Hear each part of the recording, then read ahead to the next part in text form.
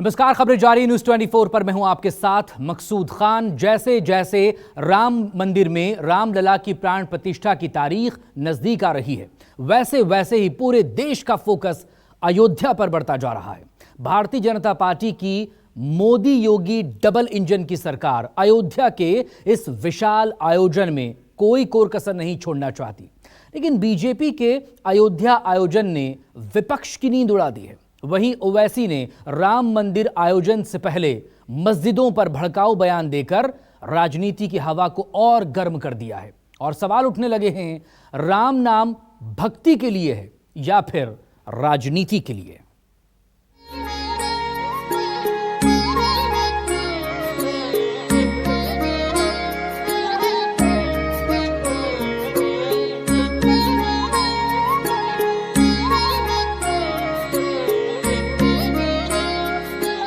जब अयोध्या में प्रभु राम विराजमान हो, अपने घरों में भी श्री राम ज्योति जलाएं, दीपावली मनाएं।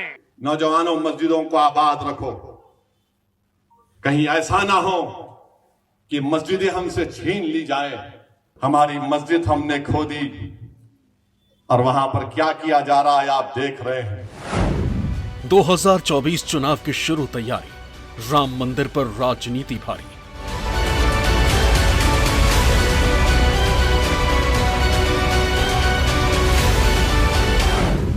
अयोध्या से खुलेगा दिल्ली द्वार, बीजेपी बोली अब की बार 400 पार।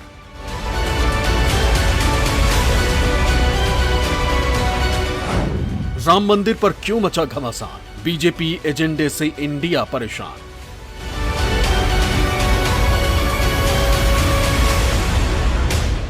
करीब 500 साल पुराना विवाद और 134 साल पुरानी कानूनी लड़ाई। राम जन्मभूमि को लेकर देश ने क्या कुछ नहीं देखा, लेकिन राम जन्मभूमि और राम मंदिर को लेकर देश में जिस तरह से राजनीतिक मंच तैयार हुआ, उसने देश के संसद में भारतीय जनता पार्टी की गिनती को 2 से 300 पार पहुंचाया। राम मंदिर का विवाद सुलझने के बाद लगा था अयोध्या देश के पॉलिटिकल एजेंडे से हट जाएगा, लेकिन ऐसा नहीं हुआ। नए साल का इंतजार खत्म होते ही पूरे देश में लोकसभा चुनाव की सुगबुगाहट शुरू हो गई है। साल 2024 के लोकसभा चुनाव में अपनी विजय पताका फहराने के लिए सभी राजनीतिक दल अपने अपने एजेंडे के तहत काम कर रहे हैं। लड़ाई भले ही दिल्ली की गद्दी को हो, लेकिन पूरा फोकस अयोध्या पर है और उसकी बड़ी वजह है अयोध्या में बन रहा राम मंदिर, जहां आने वाली 22 जनवरी को एक भव्य आयोजन होने जा रहा है। लंबी कानूनी लड़ाई और सुप्रीम कोर्ट के फैसले के बाद करोड़ों भक्तों के आराध्य रामलला के लिए मंदिर बनने का रास्ता साफ हुआ। देश और दुनिया के अरबों हिंदुओं के साथ साथ करोड़ों मुसलमानों ने भी फैसले का स्वागत किया। लेकिन अब AIMIM लीडर असदुद्दीन ओवैसी के एक बयान ने देश में राजनीतिक भूचाल ला दिया। असदुद्दीन ओवैसी ने यह भड़काऊ बयान उस वक्त दिया जब वो एक जनसभा को संबोधित कर रहे थे। ओवैसी ने युवाओं से अपील करते हुए कहा कि नौजवानों को मस्जिद आबाद रखनी चाहिए, हमारी मस्जिदें हमसे छीन ली गई। युवाओं को संबोधित करते हुए ओवैसी ने जो कुछ कहा, उसके बाद उन पर अपने ही समुदाय विशेष को भड़काने के गंभीर आरोप लग रहे हैं। हमारी मस्जिद हमने खो दी और वहां पर क्या किया जा रहा है आप देख रहे हैं। नौजवानों, क्या तुम्हारे दिलों में हमारे दिलों में तकलीफ नहीं होती कि जिस जगह पर हमने 500 साल हय्या अल सलाह और हय्या अल फलाह की सदाएं दी, जहां पर हमने बैठकर कुरान करीम का जिक्र किया, आज वो जगह हमारे हाथ में नहीं है। नौजवानों, क्या तुमको नहीं दिख रहा कि अभी ऐसे 3-4 मसाजिद हैं जिसमें दिल्ली की सुनेरी वाली मस्जिद भी है। दुश्मन तो यही चाहता है कि झूठ के जरिए इन तमाम इदारों को कमजोर करके रख दिया जाए। तो मेरी आप तमाम से गुजारिश है, नौजवानों, मस्जिदों को आबाद रखो। कहीं ऐसा ना हो कि मस्जिदें हमसे छीन ली जाए। ओवैसी के तीखे तेवर सामने आते ही देश की सियासत भी गर्मा गई। हिंदू सेना ने ओवैसी के खिलाफ FIR दर्ज करवा दी, तो बीजेपी समेत NDA के कई नेताओं ने ओवैसी के खिलाफ शब्दों का बारूद खोल दिया। ओवैसी देश के मुसलमानों को भड़काने का काम कर रहा है। बार बार वो ऐसे बयान दे रहा है जिससे कि देश में दंगा हो जाए, देश का माहौल खराब हो जाए। वो कह रहा है बाबरी मस्जिद शहीद कर दी गई, तोड़ दी गई, वगैरह वगैरह। लेकिन मैं और सारी दुनिया और सारा देश जानता है, लंबी कानूनी लड़ाई के बाद कोर्ट के आदेश से, माननीय सुप्रीम कोर्ट के आदेश से वहां भव्य राम मंदिर का काम चल रहा है। देश में अपनी मौजूदगी दर्ज कराने के लिए ऐसे बयानबाजी कर देश की शांति भंग करने का काम कर रहा है, दंगा भड़काने का काम कर रहा है। असदुद्दीन ओवैसी कम्युनल स्टेटमेंट ही देंगे। वो कभी जो हिंदूज के बीच में गैप लाने के लिए प्रयास करेंगे, उनका रास्ता वही है, उनका मंजिल भी वही है, उनका पार्टी भी वही है, उनका ग्रैंडफादर भी वही है, वो रजाकारों का पार्टी है। इसलिए असदुद्दीन ओवैसी से इससे दूसरा एक्सपेक्टेशन नहीं करना चाहिए। मैं बार बार कहता हूं कि ये ओवैसी जिन्ना का जिन इनके अंदर प्रवेश कर गया है, फिर भारत को ये तोड़ना चाहते हैं और युवाओं को भड़का रहे हैं। प्रभु श्री राम का ही डीएनए पूरे देश में है, हिंदू और मुसलमान दोनों का एक ही है। हम लोग सब प्रभु श्री राम के संतान हैं। 22 तारीख को अब जो समय है हिंदू पुनर्जागरण का, सनातन हिंदू पुनर्जागरण का। अब युवा जागो और संकल्प लो उस दीपक के साथ कि सनातन हिंदू धर्म की रक्षा करेंगे, प्रभु श्री राम के मंदिर के ऊपर किसी की कुदृष्टि न पड़े। जैसे जैसे भगवान श्री राम की मंदिर में प्राण प्रतिष्ठा का समय नजदीक आ रहा है, वैसे वैसे बाबरवादी और इस्लामिक कट्टरपंथियों के पैरोकार, मुसलमान पार्टी के लोग बराबर मुस्लिम यूथ को भड़काने, बरगलाने और उनको आतंकवाद की राह पर धकेलने का कुत्सित प्रयास करने में जुट गए। प्रगति के मार्ग पर अब नया भारत चल पड़ा है, आपके इन भड़काऊ भाषणों पर चलने वाला नहीं है। सुप्रीम कोर्ट ने अपने आदेश में हिंदू पक्ष के साथ साथ मुस्लिम पक्ष के लिए भी हक का फैसला सुनाया। 9 नवंबर 2019 को सुप्रीम कोर्ट के 5 जजों के बेंच ने राम मंदिर के पक्ष में फैसला सुनाया, जिसमें 2.77 एकड़ विवादित जमीन हिंदू पक्ष को दी गई। वहीं मस्जिद के लिए अलग से 5 एकड़ जमीन मुहैया कराने का आदेश दिया। कोर्ट ने विवादित जमीन पर पूरी तरह से रामलला का हक माना, लेकिन मुस्लिम पक्ष को भी अयोध्या में जमीन देने का आदेश दिया। कोर्ट ने अपने फैसले में कहा कि सुन्नी वक्फ बोर्ड को अयोध्या में ही किसी उचित जगह पर मस्जिद निर्माण के लिए 5 एकड़ जगह दी जाए। अयोध्या में राम जन्मभूमि का दिव्य स्वरूप तेजी से पूरा हो रहा है। 22 जनवरी 2024 को रामलला की प्राण प्रतिष्ठा से पहले मोदी और योगी की डबल इंजन सरकार अयोध्या के लिए सौगातों का पिटारा खोलने की शुरुआत कर चुकी है। शनिवार को प्रधानमंत्री नरेंद्र मोदी ने अयोध्या पहुंचकर राम भक्तों को बड़ी सौगात दी। पीएम मोदी के स्वागत के लिए भक्ति पथ को खास तौर पर तैयार किया गया था। अयोध्या में प्रधानमंत्री के स्वागत के लिए भव्य तैयारियां की गई थी। अपने अयोध्या दौरे पर पीएम मोदी ने 8 किलोमीटर लंबा रोड शो किया। नरेंद्र मोदी ने अयोध्या स्टेशन का लोकार्पण किया। प्रधानमंत्री ने 6 वंदे भारत और 2 अमृत भारत ट्रेनों को हरी झंडी दिखाई। इसके बाद पीएम ने महर्षि वाल्मीकि अंतर्राष्ट्रीय एयरपोर्ट अयोध्या धाम का इनॉग्रेशन किया। इसके अलावा मोदी ने 15,700 करोड़ के 46 विकास कार्यों का लोकार्पण शिलान्यास किया।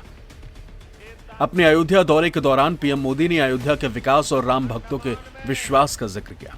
पीएम ने कहा कि भक्तों के 550 साल का इंतजार खत्म हुआ, कुछ दिन और इंतजार कीजिए और 22 जनवरी के बाद एक बार अयोध्या जरूर आइए। ये ऐतिहासिक क्षण बहुत भाग्य से हम सभी के जीवन में आया है। हमें देश के लिए नव संकल्प लेना है, खुद को नई ऊर्जा से भरना है। मैं पूरे देश के 140 करोड़ देशवासियों को अयोध्या की इस पवित्र भूमि से प्रार्थना कर रहा हूं, हाथ जोड़ करके प्रार्थना कर रहा हूं कि आप 22 जनवरी को जब अयोध्या में प्रभु राम विराजमान हो, अपने घरों में भी श्री राम ज्योति जलाएं, दीपावली मनाएं। 22 जनवरी की शाम पूरे हिंदुस्तान में जगमग जगमग होनी चाहिए। लेकिन साथ ही मेरा आग्रह है कि 22 जनवरी को एक बार विधि पूर्वक कार्यक्रम हो जाने के बाद 23 तारीख के बाद अपनी सुविधा के अनुसार वो अयोध्या आए। प्रभु राम जी को तकलीफ हो ऐसा हम भक्त कभी कर नहीं सकते हैं। प्रभु राम जी पधार रहे हैं तो हम भी कुछ दिन इंतजार करें। 550 साल इंतजार किया है, कुछ दिन और इंतजार कीजिए। राम मंदिर के कोर एजेंडे से तैयार हुई भारतीय जनता पार्टी और भारतीय जनता पार्टी के केंद्र और यूपी सरकार के सर्वे सर्वा रामलला प्राण प्रतिष्ठा को पूरे देश के लिए महापर्व और महोत्सव बनाने की तैयारी में है। और बीजेपी की ये तैयारी विपक्षी एकता के मास्टर स्ट्रोक पर हावी होती दिख रही। विधानसभा चुनावों में मिली हार के बाद विपक्ष जहां एक तरफ अपने गठबंधन को ठोस और धारदार बनाने में जुटी है, वहीं चुनावों से ऐन पहले राम मंदिर और रामलला के प्राण प्रतिष्ठा की टाइमिंग ने राजनीतिक गलियारों की तूतू मैमे को बढ़ा दिया है कि राजद का पक्ष स्पष्ट है, सर्वधर्म समभाव, सबके बीच में समन्वय। लेकिन मेरी आस्था मेरी व्यक्तिगत चीज है, इसका सार्वजनिक और भोंडा प्रदर्शन भगवान को भी परेशान करेगा। अगर मर्यादा पुरुषोत्तम सचमुच आज पृथ्वी पे आ जाए 22 तारीख के बाद, प्राण प्रतिष्ठा के बाद, 2-4 सवाल मोदी जी को ही पूछेंगे। मेरे युवाओं का रोजगार कहाँ है? देश में इतनी महंगाई क्यों है? लोगों के बीच में संपत्ति का बंटवारा इस तरह का क्यों है कि 5 समृद्धि के टापू के समक्ष सब लोग नतमस्तक है? ये मर्यादा पुरुषोत्तम भी पूछेंगे। लेकिन मर्यादा पुरुषोत्तम की उस छवि को मोदी जी समझते नहीं है। जो दुराग्रह से ग्रसित है, ठीक है ना, यह राजनीतिक सोच के कारण के लोगों को ये हजम नहीं हो रहा। और ये हजम इसलिए नहीं हो रहा, ये राम मंदिर कैसे बन रहा है? जो राम को नकारते रहे, राम सेतु को नकारते रहे और हमारे को बोलते रहे कि मंदिर वहीं बनाएंगे, तारीख नहीं बचाएंगे। जब तारीख बता दिया तो अब मुझे तो लग रहा है कि ये राम जी का काम है, राम जी करा रहे हैं। लेकिन ऐसे लोगों को भगवान सद्बुद्धि दे। प्रधानमंत्री पूरे देश से कह रहे हैं दिवाली मनाई जाए, क्रेडिट लेने की कोशिश कर रहे हैं। और किस तरीके से राजनीति होती है? यही तो राजनीति है। वहां पे मुख्यमंत्री होंगे, प्रधानमंत्री होंगे, पूरे देश को आप ये मैसेज दे रहे हैं कि राम मंदिर आपने बनाया है। ये राजनीति नहीं है तो क्या है? राम मंदिर सुप्रीम कोर्ट के फैसले से बना है। राम मंदिर देश के तमाम लोगों का है, सिर्फ भारतीय जनता पार्टी का नहीं है। भारतीय जनता पार्टी तो ऐसा लगता है कि उस पे अपना कब्जा जमाना चाहती है। विश्व हिंदू परिषद आरएसएस का एक हिस्सा है। सब मिलकर 2024 के चुनाव की तैयारी कर रहे हैं और राम मंदिर का नाम इस्तेमाल कर रहे हैं। लोगों में अनर्गल बात कहने की होड़ मची है। हम सबको मालूम है कि अयोध्या का मंदिर सुप्रीम कोर्ट के आदेश से केंद्र सरकार ने जो ट्रस्ट बनाया, उस ट्रस्ट के द्वारा बनाया गया है। उसमें बीजेपी का कोई नेता शामिल नहीं है। सरकार ने ट्रस्ट बनाया पर प्रधानमंत्री, गृह मंत्री या उत्तर प्रदेश के मुख्यमंत्री को उसमें नहीं रखा है। एक धार्मिक काम है। अभी इतना ही बाकी है कि 22 तारीख को बीजेपी की तरफ से ऐलान होगा कि हम प्रभु श्री राम को ही चुनाव में खड़े कर रहे हैं। हाँ, इतना ऐलान होना बाकी है कि हमारे कैंडिडेट अयोध्या से या कहां से प्रभु श्री राम है। अब यही कहना बाकी है। इतना पॉलिटिक्स चल रहा है राम जी के नाम पर। जो भी यहाँ पर जो मान लिए प्रधानमंत्री जी कर रहे हैं, वो सबके साथ, सबके विकास सबके साथ लेकर के चल रहे हैं। और उनको लोग कोई सत्ता में है और सत्ता उनको मिलना नहीं है, क्योंकि सत्ता जनता देती है और जनता के प्रति कोई रुचि नहीं। केवल प्रधानमंत्री का आलोचना करो, उनके गाली दो, उनके तमाम दोष निकालो, कितना दोष है, इसी पर वो चल रहे हैं। ये सब कुछ नहीं चलेगा। और जो 24 की दृष्टि में रख करके ये लोग इनके निंदा कर रहे हैं और इनके प्रधानमंत्री जी का, वो सब समाप्त होगा। निश्चित है पुनः 24 में प्रधानमंत्री, ये भाजपा सरकार आएगी, वही नरेंद्र मोदी जी प्रधानमंत्री बनेंगे। साल 2019 का लोकसभा चुनाव जीतने के बाद से ही भारतीय जनता पार्टी ने अपना पूरा फोकस राम मंदिर पर कर लिया था। 2024 के चुनाव में राम मंदिर एक बड़ा मुद्दा होगा, इस बात के संकेत उस वक्त ही मिल गए थे जब अमित शाह ने त्रिपुरा दौरे के दौरान राम मंदिर की तारीख का ऐलान किया था। उस दौरे के दौरान अमित शाह ने न सिर्फ राम मंदिर की तारीख बताई थी, बल्कि कांग्रेस नेता राहुल गांधी को भी संबोधित किया था। उस वक्त इस बात को यकीन हो गया था कि आने वाले 2024 के लोकसभा चुनाव में राम मंदिर एक बड़ा चुनावी मुद्दा होगा। भारतीय जनता पार्टी की तरफ से बीते कई लोकसभा चुनावों में राम मंदिर निर्माण को अपने घोषणा पत्र में जगह दी गई। बाबरी मस्जिद के साथ सालों से चली आ रही लड़ाई सुप्रीम कोर्ट का फैसला आते ही खत्म हो गई। सरकार ने भी बिना देरी किए इसका निर्माण कार्य शुरू कर दिया। प्रधानमंत्री नरेंद्र मोदी ने इसका शिलान्यास किया। बीजेपी के हिंदुत्व की राजनीति में राम मंदिर काफी फिट बैठती। यही वजह है कि योगी आदित्यनाथ की सरकार ने भी इसके लिए सरकार का खजाना खोल दिया। अयोध्या को नए सिरे से संवारा जा रहा है और बीजेपी ने भी राम मंदिर मुद्दे को लोकसभा चुनाव में भुनाने की तैयारी कर ली है। 22 जनवरी को रामलला मंदिर में विराजेंगे। इस प्राण प्रतिष्ठा समारोह में प्रधानमंत्री नरेंद्र मोदी शामिल होंगे। एन चुनाव से पहले होने वाले इस आयोजन के आध्यात्मिक के साथ ही खास सियासी मायने भी हैं। जानकारों का मानना है कि 2024 लोकसभा चुनाव में आरएसएस और बीजेपी राम मंदिर को संकल्प सिद्धि के बड़े प्रतीक के रूप में पेश करेंगे। खास बात यह है कि चुनावों के दौरान मंदिर निर्माण की गूंज यूपी से भी कहीं ज्यादा देश के दूसरे राज्यों में सुनाई देगी। मंदिर के प्राण प्रतिष्ठा कार्यक्रम को भव्य बनाने का मोर्चा संघ ने संभाल लिया। इस काम में मुख्य रूप से विश्व हिंदू परिषद को लगाया गया। हालांकि बीते 1 साल से अधिक समय से संघ प्रमुख मोहन भागवत यूपी सहित देश के तमाम हिस्सों में मठ मंदिरों में जा रहे हैं। संत महंतों से मिलकर इस मुद्दे पर चर्चा भी करते रहे। विधानसभा चुनावों के मंचों से भी प्रधानमंत्री मोदी ने अयोध्या राम मंदिर का बड़ी बखूबी से जिक्र किया और हिंदी बेल्ट के राज्यों में इसका व्यापक असर भी देखने को मिला। आजकल मैं जहां भी जाता हूं, वहां अयोध्या में बन रहे प्रभु राम के भव्य मंदिर की चर्चा चलती है। पूरे देश में खुशी की लहर है।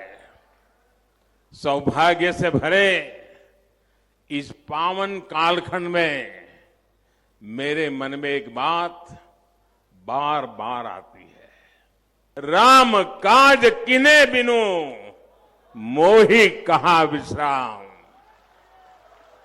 आज हमें सौभाग्य मिला है कि हम भगवान राम का भव्यतम मंदिर बनता देख पा रहे हैं और अयोध्या की अगली रामनवमी पर रामलला के मंदिर में गुंजा हर स्वर पूरे विश्व को हर्षित करने वाला है। चुनाव के दौर में योगी सरकार ने अयोध्या में भव्य दीपोत्सव का आयोजन करके बता दिया था कि इस बार अयोध्या से ही लोकसभा चुनाव का रास्ता तय होगा। रामलला के प्राण प्रतिष्ठा के जरिए भारतीय जनता पार्टी भी अपनी राजनीतिक ताकत का एहसास करवाना चाहती है। राम मंदिर पर राजनीति भले ही जारी हो, लेकिन करोड़ों भक्तों के लिए 22 जनवरी का दिन दीपावली से कम नहीं होने वाला। अयोध्या में अभी से ही धीरे धीरे भक्तों का पहुंचना शुरू हो चुका है। राम मंदिर प्राण प्रतिष्ठा को लेकर यूपी के सीएम योगी आदित्यनाथ ने मंगलवार को अहम बैठक की। इस बैठक के दौरान सीएम योगी ने कहा कि रामलला की प्राण प्रतिष्ठा का समारोह अलौकिक, अभूतपूर्व और अविस्मरणीय होगा। सीएम योगी ने कहा कि ये ग्लोबल ब्रांडिंग का सुअवसर है। ऐसे में राज्य सरकार के स्तर से अधिकारियों को सभी आवश्यक प्रबंध करने के निर्देश दिए गए। आगामी लोकसभा चुनाव के लिए पार्टी की रणनीति और अयोध्या में राम मंदिर के प्राण प्रतिष्ठा समारोह पर चर्चा करने के लिए भारतीय जनता पार्टी के वरिष्ठ नेताओं की मंगलवार को नई दिल्ली में एक बैठक हुई। इस बैठक में आगामी लोकसभा चुनाव और राम मंदिर प्राण प्रतिष्ठा कार्यक्रम से जुड़े रणनीति पर चर्चा की गई।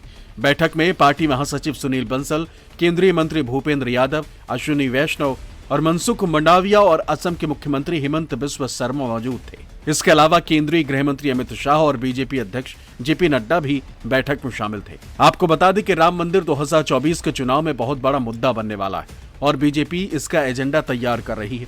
जानकारी के मुताबिक बीजेपी ने भगवान राम के प्राण प्रतिष्ठा के जरिए पूरे देश में लोगों तक पहुंचने का बड़ा प्लान तैयार किया है। पार्टी की प्लानिंग 2.5 करोड़ लोगों को अयोध्या दर्शन कराने की है। प्लान के मुताबिक हर लोकसभा क्षेत्र से 5-5 हजार लोग अयोध्या दर्शन के लिए आएंगे। हर विधानसभा क्षेत्र से 2-2 हजार लोग अयोध्या दर्शन के लिए पहुंचेंगे।